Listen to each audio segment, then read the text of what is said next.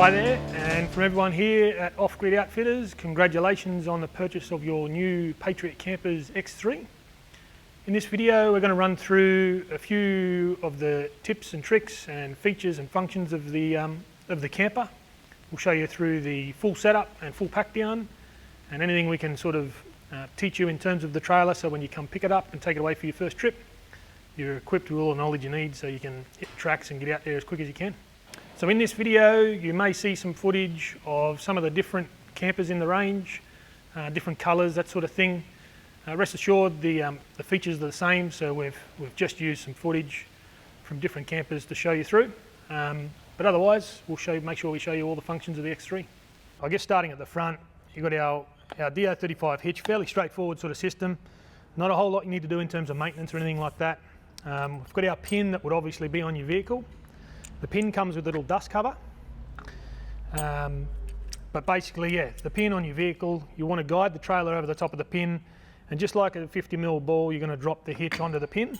Once the hitch is seated on the pin, we can just push this little red button, which you can see there, which slides this cam lock forward and locks the pin in. So that's in there, it's not going anywhere. And as you can see, you've got a full articulated 360-degree coupling. So yeah, it's not going to move. Now, one other key feature with the DO35 is the cover. So if we throw the cover on, basically once it clicks on there, we know that everything's all hooked up and nothing's going to come off. So it acts as a dust cover as well as a check system so that you know you've done everything correctly. Moving back, we've got our handbrake, so pretty straightforward. Push the button and push it down to release it. When we want to pull up on an unlevel side, or we're just parking the camper, pull that up. It is adjustable, so underneath you'll see there's some adjustment. You want about 5 or 6 clicks and that's about right. But just keep an eye on it. If it comes up too high and it interferes with the jockey wheel, we can tension all of that and adjust it all when you come in for your first service. Speaking of the jockey wheel, so it's a bit hard to demonstrate here, but in essence all it is we've got a clamp on this side. The jockey wheel, we just use the raise and lower the camper to get it on and off the hitch, and then use it for levelling. When you're travelling, we undo the clamp on this side and we use the clamp on the drawbar, so we can sit that jockey wheel up on the drawbar and have it out of the way so it's not going to get caught up when you're travelling. Key point with the jockey wheel on the front here is as you clamp it down, we've got to make sure the jockey wheel's all the way down, so that it's wound all the way down, and we sit the wheel itself on the actual chassis rail. So if it sits facing towards the driver's side, you won't be able to open the front box. So you want to have the wheel sitting on the chassis toward the passenger side. Other than that, simple stuff like safety chains. So we've got rated shackles on the safety chains. They'll just cross over and connect to your tow bar. We'll show you how to do all that when we hook it all up when you come in. But we want to make sure the chains aren't too long that if it all comes apart, if the hitch fails or something goes wrong, that it actually catches the camper before it hits the ground. But as I said, we'll show you through all of that when we hook it up when you come in. The other items at the front here, you've got your 7-pin plug. So this is for all your brakes, your signals, your tail lamps, all that sort of stuff. Not much you need to do with this other than you'll have your brake controller. You should have your brake controller in your vehicle pre-installed, and this is how it communicates to the brakes on the trailer, so you can control the brakes on your trailer. So make sure you have all that installed. If you're not sure, get in touch and we'll walk you through that. And then the 50-amp Anderson plug. So same deal, it's not essential, but we recommend it. If you've got a 50-amp Anderson plug on your car, you plug this in, the Red Arc Manager 30 on board will take charge from your alternator from your car and feed that through and charge your batteries while you drive. So useful to have. Again, if you're not sure, get in touch and we'll walk you through it. So moving to our storage compartments, in our front box here, what we call the man cave, depending on how you've set the camper up, if you've got Webasto installed, this is where it'll be, this is where it'll live. So in this one here, you can see we've got the diesel hot water system and tent heating system. So we've got, basically there's not a lot you need to adjust or mess with in here, with the exception of you've got your 2 temperature control knobs here where you can adjust temperature to your shower and temperature to your sink. So they're both labelled, they're laser cut in here. You can see which one does what, so you can have hotter water to the sink and a little bit cooler water to the shower, but you can just set them as you like. The Webasto system runs basically like a coolant that runs through the whole circuit, heats the water, and then uses a heat exchanger to heat the tent. So when we open the tent, I'll show you where that comes out and how you turn that on and off. When you get to the kitchen, there's a little control switch there. I'll show you how we turn all that on as well from the kitchen. So not much else you need to know about what's going on here. There's a couple of fuses down the side. Pretty rare that you're going to ever need to touch them. But other than that, in the front here, we've got our utility shelf if you've optioned it. Good spot for pegs, hammers, that sort of stuff up top. And then down below, same deal, if you've optioned it, we've got the barbecue swing away, so we can fit a little Weber barbecue on there. Key points with this, irrespective of whether you got Webasto or not, we've got our little latch at the bottom here which comes up to release it. And as we pull that out, the key part, I guess, is making sure we've got it around the right way. The hard part's not getting it out. Sometimes when we're putting it away, there's a few tricks you need to know. When you pack it away, you want to push the arm back, and underneath you want to make sure that arm's pushed all the way home, otherwise you won't be able to swing down the little locking tab to lock it in. But other than that, pretty foolproof, can't go too wrong. Okay, so now we've done the drawbar in the man cave, we'll work our way back from here on the X3. So as you can see, we've got the gas bottles, we've got one on this side and one on the other side. When we get around the other side, I'll show you how that one works. There's some something unique about that one over there. But basically, gas bottle holders are fairly straightforward. They fit a 4 or 4.5 kilo bottle. They've just got to sit in there, and we'll run the strap that's in the back of the camper across the front edge of the gas bottle just to hold it in there snug. It doesn't need to be too crazy. Just sit it in there, strap over the top. If you want, throw a bit of marine carpet to protect the surfaces on the powder coated surfaces in there, but really simple and straightforward. So you will notice inside here we've got a little sticker. These locations are just storage locations. When we get down there to the cooker, I'll show you where they go. But when using the barbecue or the cooker or any of the gas appliances, it's intended for the gas bottle to come out and sit on the ground. So on this side, same principle with the gas bottle holder. The only thing to keep in mind is when the X3 lid is closed, this gas strut gets in the way of you being able to remove the bottle. So Patriot have included a little latch inside here. It's just a little spring latch. You lift it up and you can open this door so you can pull the gas bottle out. Pretty straightforward. Probably just want to make sure when you take off those first few times that you make sure that little clip is home and secure. Otherwise, as you fly along, potentially that might open up and catch the wind. Okay, so moving on to the kitchen side of the camper. First of all, you'll see we've got a bit bigger door. You've got your big dual zone fridge in there. This little door's got a little bungee cord there to hold it. Just be careful not to pull that too hard, otherwise you'll snap that off. We can get you some spares though if you need to. To pull the slide out, you've got your bottom little latches, just lift those up and pull the fridge out first. So you have to pull the fridge out first before you pull the sink out, and then push down the top latches and pull the sink out.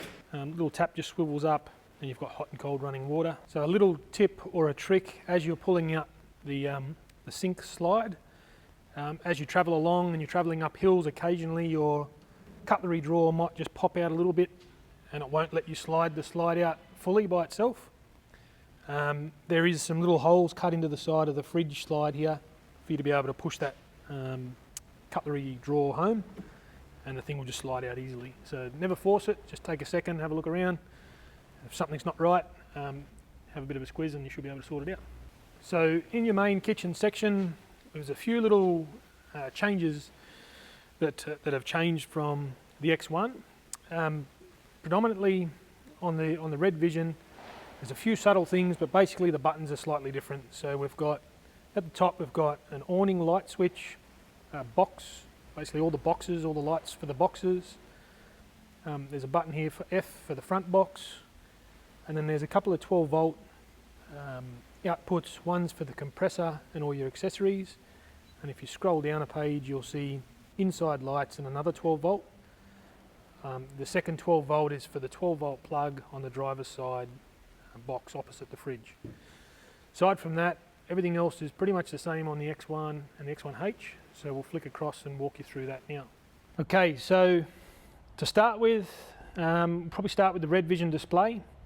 Now, I'll give you a basic, we'll go through some basic stuff that's unique to the camper, obviously, red arc and whatnot. We'll have a whole ton of videos with all the intricacies and everything on this particular model. But I'll show you what's going to be important for you to get away camping and use the camper. So, a few key points. You can see here we've got these soft keys on the side. This is how we control basically each of these functions that are alongside the screen. So in this case, you can see we've got a few lights. We can turn all those on and off. We can remotely turn the inverter on and off, which is what that symbol means. For that to work, the inverter has to be flicked on the other side of the trailer, has to be flicked into what they call remote mode. So I'll go through that when we get on the other side of the camper. But you can see here we've got basically one page. If we scroll down, we've got more icons. So it's the same page in the middle, different icons on the side. So we've only got 2 pages, so you can't go too far wrong. If it's not on this screen, it's on the screen below it. On this screen you can see we've got the water pump, we've got the fridge, and we've got the 12-volt outlets, which includes the air compressor and the outlets at the back. So all your accessory ports, that sort of thing. So typically when you pull into camp, you might throw a light on, your fridge is always going to be on. As you want to use the water, you turn the water pump on. It's probably a good habit to get into to turn your water pump off when you're not using it. If the kids come along and open a tap, or if you travel with it on, the pump works on a pressure switch. So as soon as it sees an open tap or it sees a ruptured pipe or something like that, it's just going to run. So good habit to get into to turn the pump on and off just as you need it. Don't get too hung up on it, but just a good discipline to get into if you're going to leave it off for a few hours. So yeah, all your lights, all of these functions, as I say, they're all available on your phone via the app, but I won't go into all of that. You can go onto the Red Arc, you can source all that information and get all the information from Red Arc themselves. They'll probably do a better job of explaining it.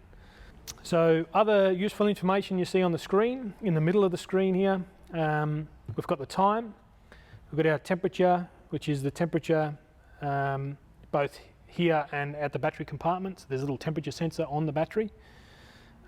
So useful information to have. Our state of charge, you'll see here a bit of an indicative graph on how much battery capacity we have left. And if you look carefully, you can see these lines gradually sort of going down, showing that we're depleting the charge on the battery. So when the charge is plugged in, they'll be going up.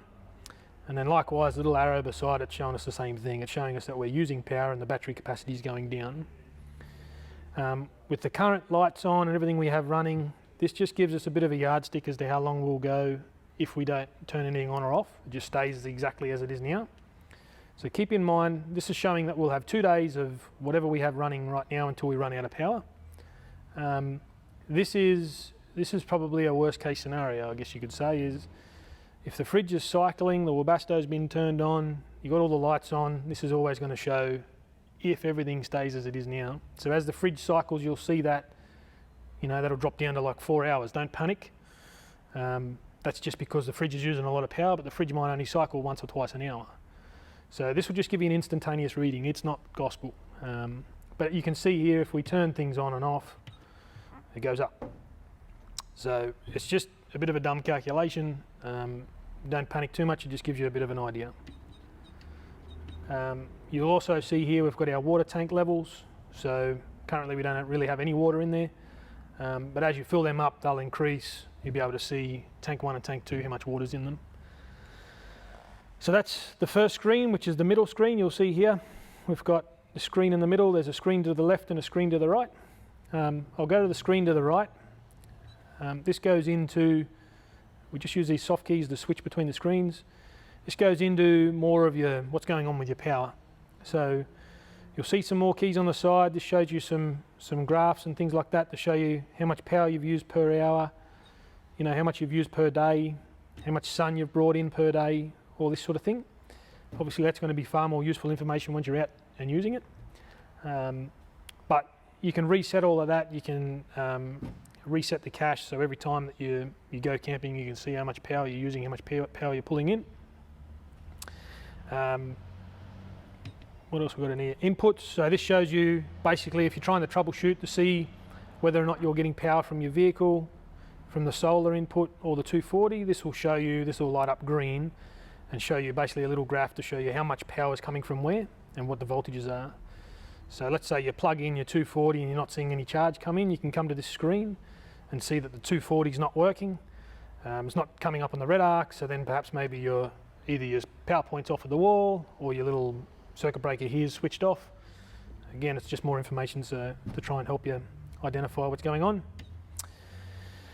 Otherwise in here you'll see currently there's no charge. This will come up with its sequence or what phase of charging it's in. So if it's in a float charge or a boost phase or an equalization charge, it'll just show you what stage of charging it's currently in. So at the moment there's no charge, and then likewise you can see here there's this little display sort of indicates where power is flowing to and from. So you'll see here there's 5.5 amps coming from the battery running up and into the light bulbs or the loads. So this would be things like your fridge, your lights, your water pump. So all of that power is coming from the battery into the loads, none of it's coming from the BMS. So we're not getting any charge from anywhere, which lines up with the fact that it says here no charge. So when we plug in, you might see this come up to like 20 odd amps. So it's going to be 20, 30 amps coming in. And it might send 5 amps to the loads, and then 5.5 amps to the loads, and then it'll be 24.5 amps going to the battery to charge the batteries up. So have a play around with it, you'll see how that all works. As I said, jump on the Red Arc page and you'll be able to watch the really in-depth video on how that all functions. But they're really, really simple setup. That's one of the best things about them. They're really simple to use, don't get too daunted. If you do get to a screen you don't know what you've done, just don't touch it and it'll cycle back to the main screen. But don't be afraid to have a bit of a play. If you're in this right-hand screen or this middle screen, you can't go too far wrong. As I say, just have a muck around with it. The other things in here, we've got voltage and temperature, which we've gone through, and if we go down, we can see how much our inverter's consuming at the moment as well. So if you've got the tech pack, you'll be able to see all this. Probably only other things you need to know is we have a master switch which can turn everything on and off. So if you push this center button twice, it turns everything on and off. If you've got the fridge on, it'll leave the fridge on. So when you travel, if you just want to quickly turn everything on and off, you can push this center button twice. It'll remember what load you had on and it'll bring them back. The fridge will always stay on. It's programmed to never turn the fridge off unless you physically turn it off. Probably the only other thing you need to know with using all of this, aside from going into the settings, you shouldn't have a need to go into the settings, but it's storage mode and touring mode. So when you park the camper up and you leave it for a month in the garage or whatnot, you can stick it into what we call storage mode. So if you click this button once, you come into this power control screen, and you've got this little picture of the caravan. If you click that, you'll see here system mode is touring. If you click sideways, it goes into storage. Hit yes, save these settings, mode storage, all loads will be disconnected in storage mode. Yep, do that, boom, turns everything off. So now basically all that does is turn this charger into, instead of trying to dump as much power as it can into your batteries because you're on the road and you're touring and you just want to get power in, it's now going into like a maintenance mode. So it's more about looking after your batteries and trying to make them last longer. So it's probably not a bad thing to have if you're going to keep your camper for a really long time. Stick it into storage mode, leave it on charge for a month or whatever while it's laid up, and then when you go traveling, push the little button again, push the little caravan, flick it across, touring mode, yes, and it'll all come up again.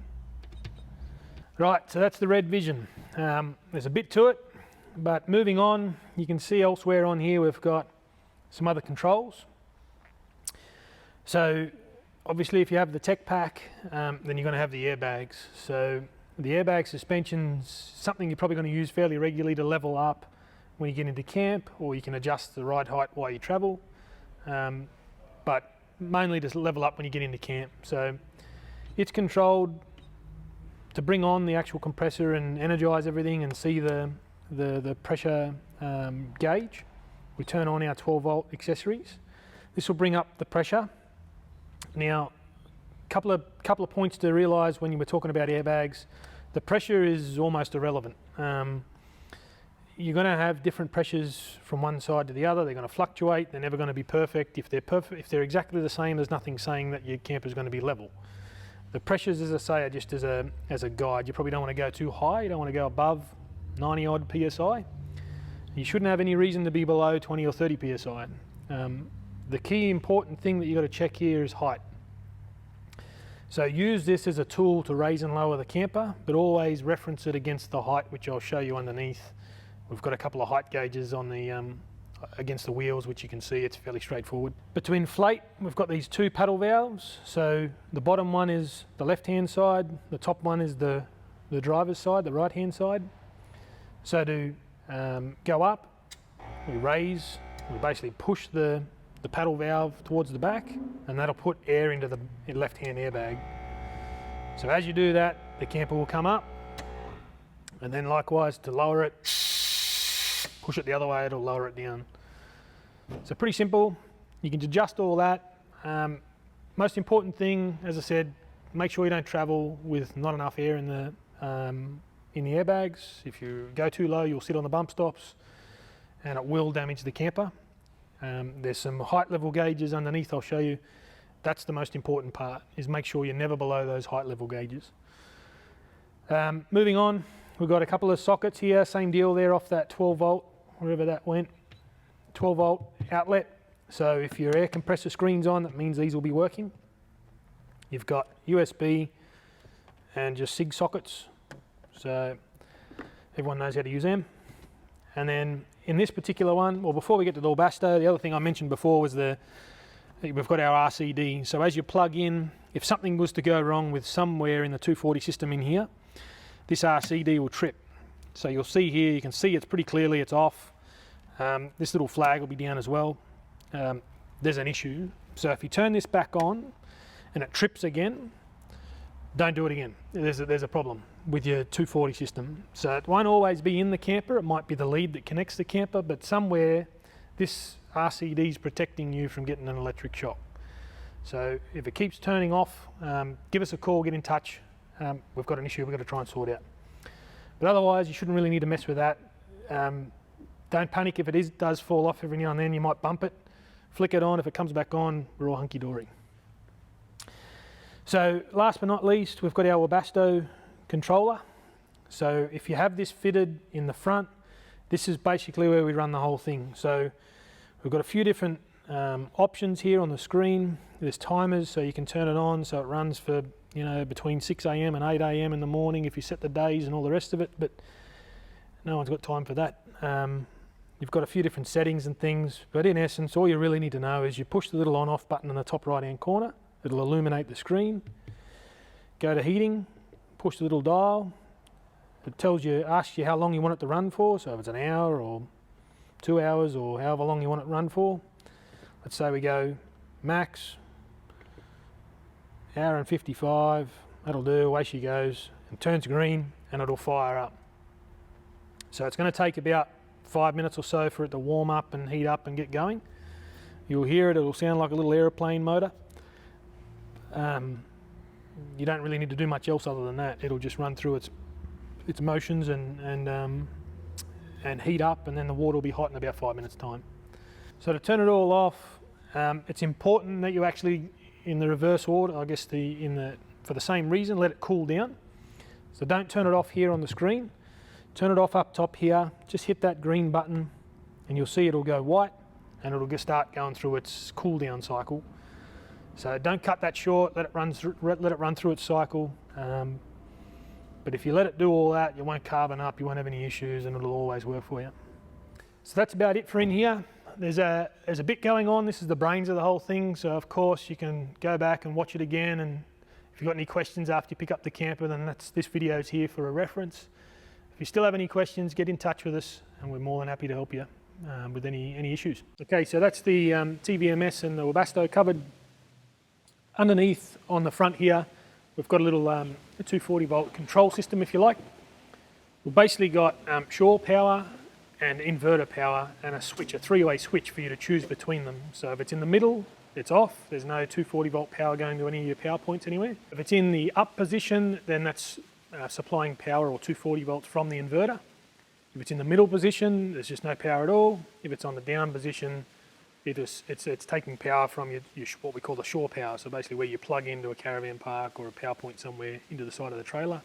It's just like an extension lead. It's pushing that through to your 240 outlets throughout the camper. There's a couple little diagrams and drawings on the side here beside the TVMS screen that explain it a little better. But if you've got any questions, best to get in touch. Main thing to keep in mind with that is the circuit breakers are on and your shore power three-way switch is either in the up or down position for you to get 240 volt through to your power points. So last but not least, on the kitchen side of things is the stove. Simple enough, pulls out, it's on a gas strut. So you pull that out, the whole stove is removable, so you can take that away if you'd like. But otherwise, the intention of this is that the stove stays in this cradle. We remove the gas bottle from the front and we hang it on the hook underneath the guard, underneath the stove here. There's an orange gas hose that comes with the camper in the back drawer. That connects onto the spigot onto the back of the stove. And you have to make sure you use a spanner when you tighten that up. If you just finger tighten that, it'll leak gas.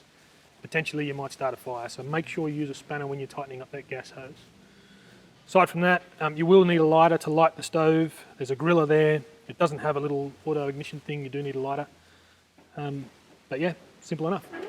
Okay, so driver's side of the camper. We'll jump back to the back of the camper when we set it up. Driver's side of the camper, as you can see, a couple of storage hatches here. Put what you like in where you like. But we've got, points to note is we've got our solar input. So we'd have an unregulated solar blanket go into this. So that'll go to the Red Arc Manager 30 and regulate the solar and put charge into your batteries. So that's just an Anderson, the 50 amp Anderson plug input on the side of the camper there. Storage boxes. And then on this side, this is where we'll have you can put all sorts of stuff in there, porta potties or whatever you like. But two things to note in here. We've got a couple of large circuit breakers and they've got a little yellow flag. If they drop down, that means they're tripped. So that's our main circuit breakers for the whole camper. If they trip and you reset them and they trip again, we've got a problem. So get in touch with us if that happens. Touch wood, to date, we haven't had any dramas, so you should be fine. Above that, you'll see an Anderson plug in there. That's that second 12 volt output I was telling you about on the TVMS on the bottom screen. So that's just there if you've got some other accessory you want to run off an Anderson plug 12 volt. So you'll see in here in this little guard, this section above the guard, we've got our little water filler. So that's just push in firm and a quarter turn and that cap will come out and you can put your water filler cap on there, connect it to your hose and you can pressure fill into the tank. On the other side, we've got our 240 volt inlet as well. So otherwise, that's it on this side. We've covered the gas bottle. Let's get stuck into the setup. Okay, into the fun part. So to start off with, the easiest place to start is with the awning. There's a couple of clips there we just want to undo. We stand it up and a couple of little stays to hold it in. So undo those. While you're here, probably not a bad time to undo this clip as well. And every time you undo the clips, it probably pays just to clip them back up so they don't get caught up. Anyway, on the awning, undo the clips, raise it up, and you'll see here this little stay that swings down and just clips in. That makes it all nice and stiff. Same on the other side. Undo it, clip it in, and then there's that clip on the front. So when they're new, there's a little bit of tension both on the strut and in the canvas. So you might need to give it a little bit of pressure to sort of open it and close it. But as you use it, things will soften up and loosen up. And the trick with the whole thing is just to spend a bit of time training the canvas to go where it should be, both when you open it and when you close it. So now that the two latches are undone for the top, we undo the two latches for the staircase, and that just drops down. So once your stairs are down, it's not overly important which order you do it in, but basically we want to lower this leg underneath here. So we pull out the little handle. You'll have to put the handle in And the way it works is it clamps up against the side of the tank, so you want to wind that in slightly and then pull this red handle here and the leg will drop down. You want it vertical, and then of course lower that down just until it takes a little bit of pressure. Don't have to go crazy, maybe half turn or a turn after it touches the ground.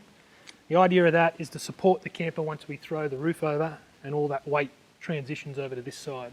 All right, so got the leg down, stairs down, awnings up, clips are undone on both sides, and we're ready to throw the tent over. There's a couple of different ways you can do it. I've found the easiest way to do it, especially if you're not as tall as I am, is to stand in the doorway here and then use the weight of the roof to help you throw it over. You've got these gas struts. One will help you open it and one will help you close it. So they work, I guess, opposite to each other. So basically all you got to do, once you've undone the clips, stand on the back and just push that over. As you push it over, just use the canvas, so it's going to sit there. Use the canvas to catch it.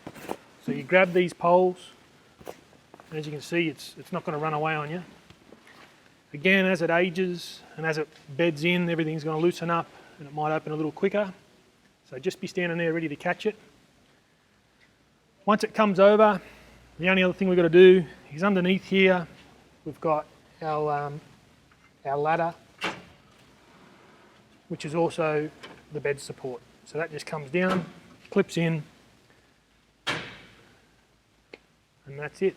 So if you're on soft ground, part of the X3 includes a little, I don't know what you call it, spreader pad if you like, to go under the ladder. So let's say you're setting up at the beach in the sand, throw that down. Just gives you a good hard surface for it to sit on.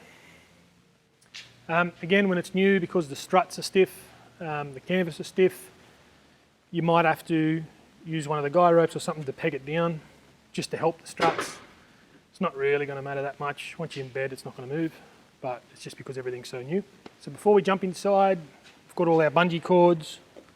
Just walk around, flick all them on, and like I was saying, spend a bit of time just setting the canvas up the way you want it. You've got to kind of train the canvas being new. Work your way around. And you want all these on, just so you get a good weather seal if it was to rain.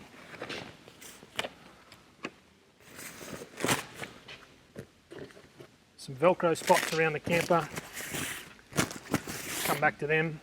And then the only other thing are these little press studs around this side. So push all them in. If you don't do these press studs or the bungee cords, when you go inside and extend the poles, they're going to overextend. Basically, these will sit, this canvas is going to sit up too high. So you want to set basically the awning, the bungee cords and the press studs up, so that when you push the poles up, they pull on the press studs and you get a good weather seal. All right, inside, so we're all set up, all the bungee cords are on, press studs, we're good to go. So inside, basically walk in, we've got these bungee cords here to help suck the canvas in. Undo this side rather. Curl them up out of the way.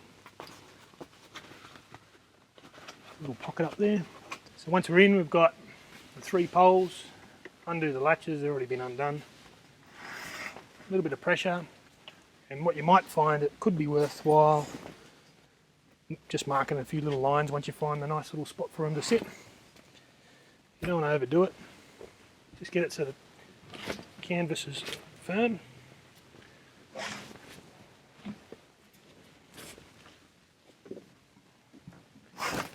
Like I was saying, if it was mine, I'd just get a little texter and mark some little witness points so you know the height.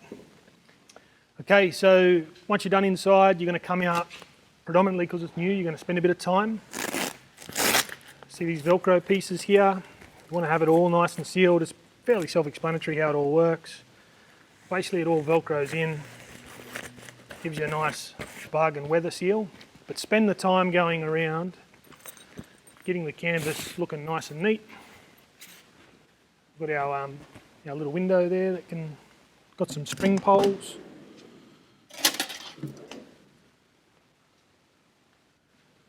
So throw those in, basically loop it through the actual pole itself and then through the eyelet. Clip it in. Another one over here. Clip it in. If it's windy, you're going to want to throw that guy rope out. And like I was saying, if the struts are a little tight, this is the one you'll use to tie it down. So throw a peg in that, keeps it all nice and taut. So last thing on the outside is how we connect to the awning. Naturally I'm tall, so you might want a step or something to help you, but basically we've got these little clips and they just magnet over the top and they sit there, the little red toggle faces down. Try to tension them, have a play around, try and get them sitting nice.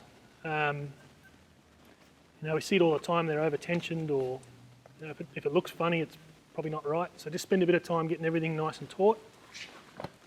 Once you've got it set up, you shouldn't have to mess with it again. It'll hold its position and just a matter of clipping them on.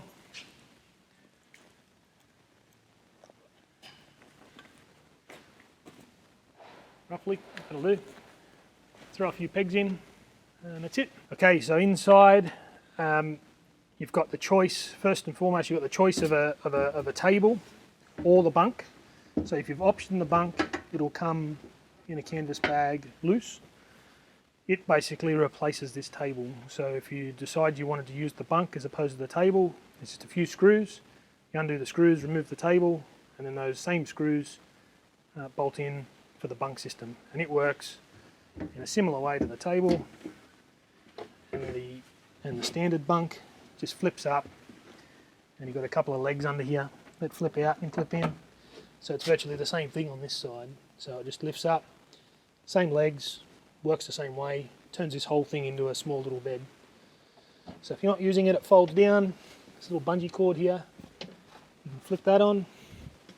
Otherwise, you've got access to your fridge inside here. If you've optioned the coffee machine, it'll be in here. Otherwise, it's just bulky storage. And then on this side, you've got your power outlet. You've got your power outlet, which will only work, obviously, if the inverter's switched on, or you're on shore power, and you'll have to toggle those switches in the kitchen area like we spoke about before. Okay, so last little things inside the camper. In your kit, you'll have this little remote. Basically, it's your light switch for inside. So just be warned, if you lose this remote, there's no other way to turn the lights on. So I don't know, I'll be gluing the thing to the side of the camper somehow. But things you need to know, basically you've got 4 zones, you can turn lights on and off. If you push and hold a zone, it'll dim. When you push off, push and hold on, it'll go back up. Otherwise you can turn them all off, turn them all on. So that's it for the remote. Just be careful. If you lose it, bit of a job. So just be mindful of that. And the last thing, in the back corner here, you've got your little switch for the Webasto. You can turn on the fan, which then, if the Webasto is turned on, will blow warm air up into the tent. So there's a 2-speed switch, 3 positions, middle's off, one side's high speed, the other side's low speed. So just turn that on and off. You'll need your 12 volt turned on at the control panel for that to work. That's it inside. We'll have a look at go through the awning setup. Okay, so moving on to the awning, yeah, we'll get stuck in. So basically undo the zip.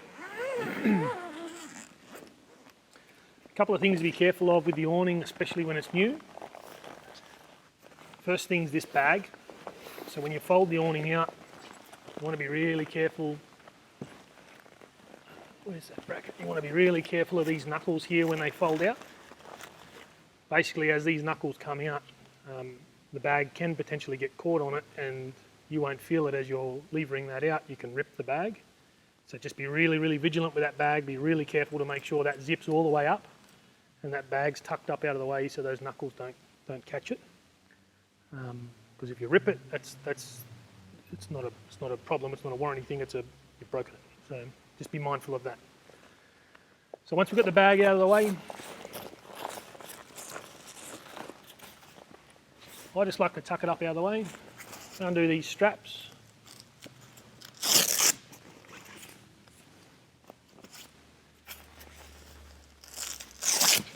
Three of them.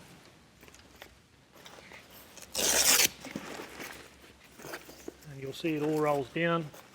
Now this fourth strap here, you just want to loosen that. You don't want to, so it's not a Velcro strap, it's just a little tensioning strap. So you just want to loosen that and unhook it. So once that's unhooked,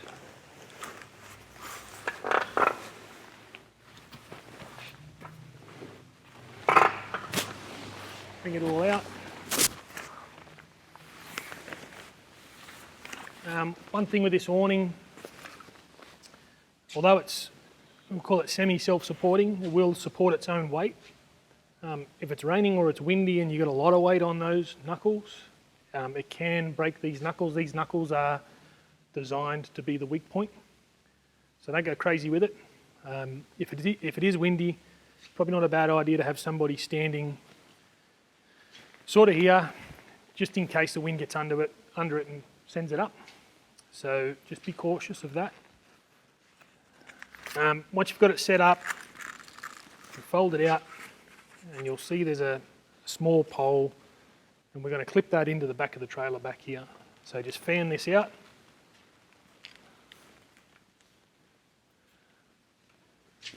And again, when it's new, it's sort of tight. So if you come around here, you want to clip that in there so it sits in that groove. So you can see it sits in that little keeper there. You might have to put a bit of pressure on the pole here as you push it down. Once it's in position, it's pretty good. Up top here, you've got the little rain flap. It just velcros on. Once you throw it up there,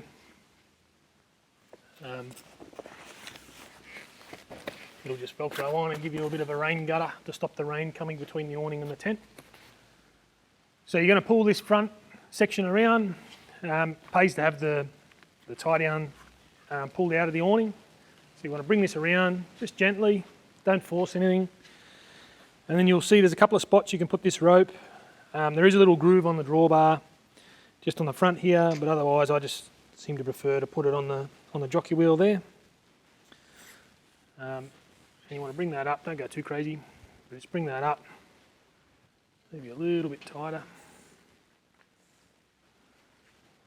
And that's it. So once that's out, then we've just got to go around and pull down the legs.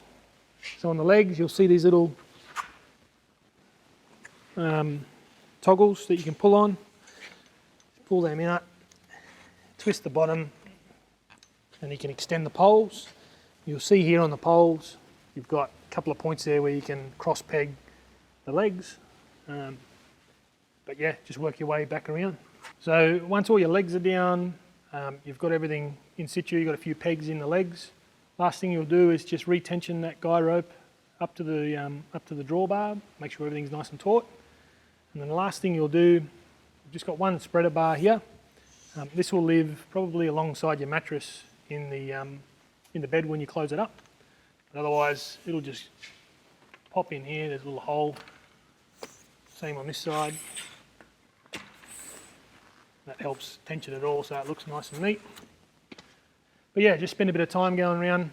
Make sure your guy ropes are all good, everything's nice and taut. Same as the tent, you want to get everything sitting where it should be sitting because it's all brand new. Last thing's the light. So we've got a little touch switch just up the top. If you push and hold that, it'll dim. Touch and hold again, it'll come back up. So remember with that one, it's a touch switch, not a push switch. So if you push it, you'll break it. So just a little touch switch, and that's turned on and off right via the TVMS in there under A for awning. that's it for the awning. We'll go through the pack up.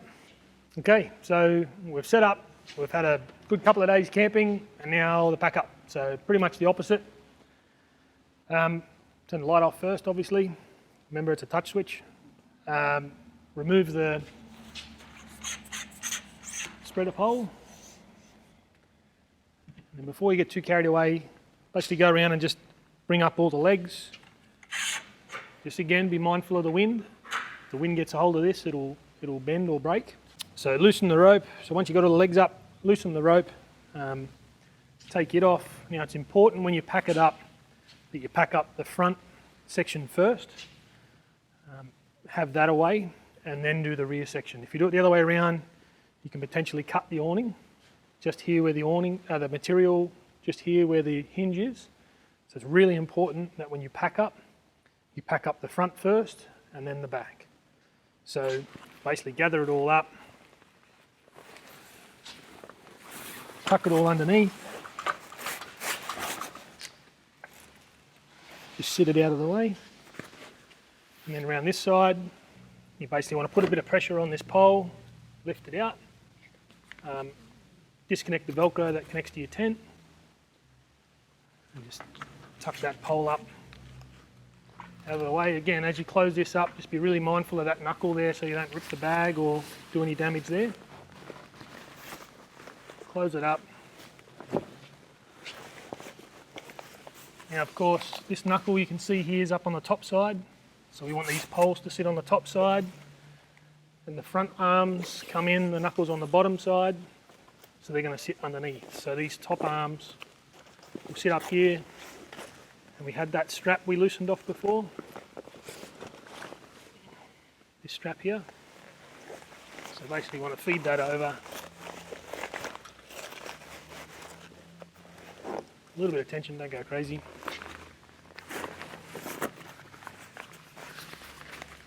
That's it. So grab this first strap.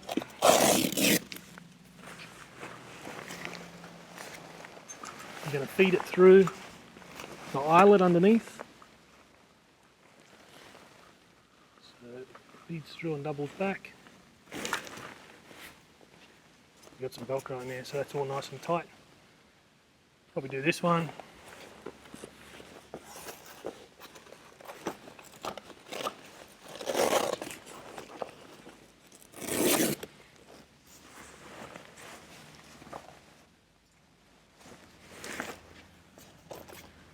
And then it's just a matter of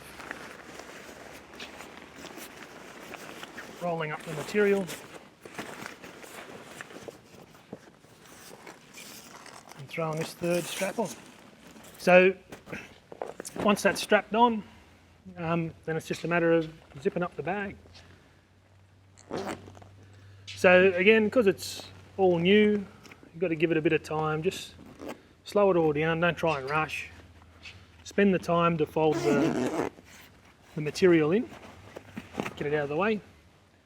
And yeah, over time it'll close easier and easier the more you do it. So that's the awning packed up, zipped up. Now I will say with the awning, definitely a lot easier for two people to pack it up and set it up. It just means you've got an extra set of hands to be able to hold things and make sure things don't get away from you with the wind and things like that. The most important part with all of this is don't rush. Just take your time. If it's not zipping, if you can't get the zipper closed, just go back, refold things up, make sure everything's out of the way. If you force the zips, they'll break. I can't stress it enough. Just take your time and work through it methodically. And I promise you, every single time it'll pack up every time. So let's get stuck into the camper pack up. Okay, so starting inside the camper, fairly obvious things. Before you pack it all up, make sure your coffee machine's down if you've got one, your fridge is stowed away, your little bungee cords are hooked on, and your bedding or your mattress and your doona are all underneath the little netting, the mesh to hold it all in place before you close it all up. So if you do all that, that's inside sorted. Remember to find a safe place for your remote before you drive off as well. And then inside, the only thing you've got to do is basically drop down these three poles in the reverse order like we did when we set it up.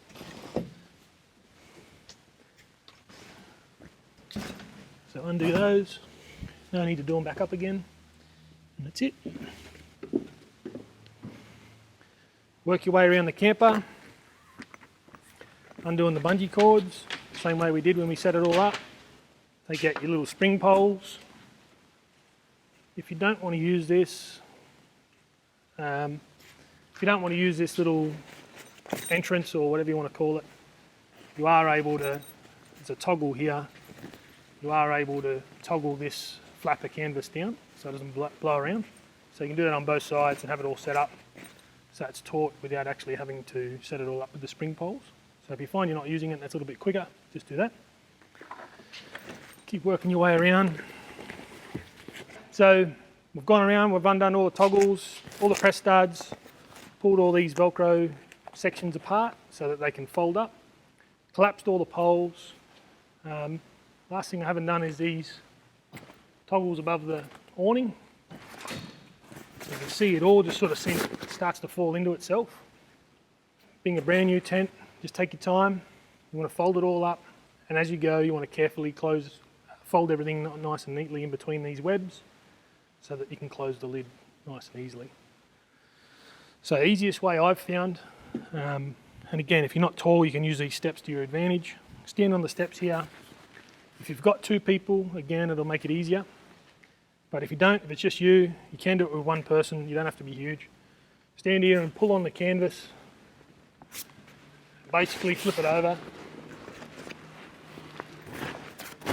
Remember I said when we set it up, you've got two struts.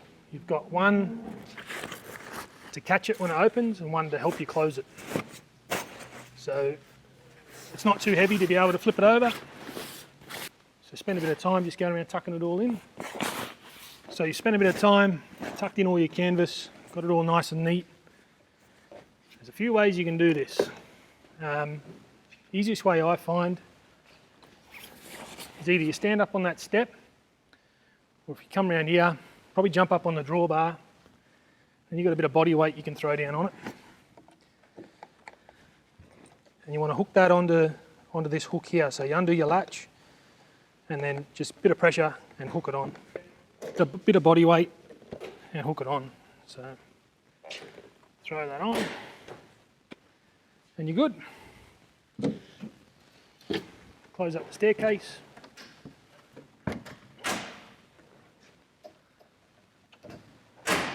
And last but not least, pack your little leg away. Okay, so that's the camper packed up. The last thing to do is just lower your awning. Just drop that down. A couple of over center latches. And that's it. So you're good to go. So that's the X3 pack up, set up, all the features, the bits and pieces you need to know, the little hacks and the tricks. If there's any questions, anything that we didn't cover, anything you're not sure of, get in touch with the guys beforehand, or when you come to do your handover, ask any questions you like. We'll happily walk you through it all. But hopefully the video and everything here is something you can refer back to and helps you come in a little bit, I suppose, with a little more knowledge before you get here for your actual handover. Thanks guys, we'll see you soon.